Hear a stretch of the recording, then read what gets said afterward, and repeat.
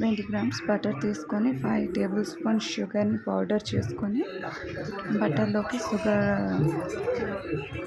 Powder 3 spoons వేసుకొని బాగా సాఫ్ట్గా అయ్యేంత వరకు మిక్స్ చేసుకొని అందులో మైదా కొంచెంగా వేసుకుంటూ అందులో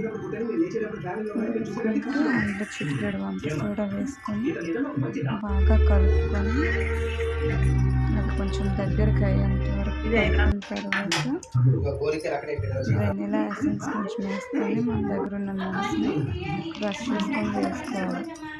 అది బాగా కలుపుకున్న తర్వాత చిన్న బాల్స్గా తీసుకొని బిస్కెట్లా అద్దుకొని ఏదైనా మీ దగ్గర షేపర్ అంటే షేపర్ దీంతో కానీ ఏదైనా మూత కప్పుతో కానీ బిస్కెట్కి ఏదో ఒక షేప్ ఇచ్చుకొని అది ఓవెన్లో 170 degrees సెల్సియస్ 10 minutes పెట్టుకుంటే క్రిస్పీ బిస్కెట్లు రెడీ.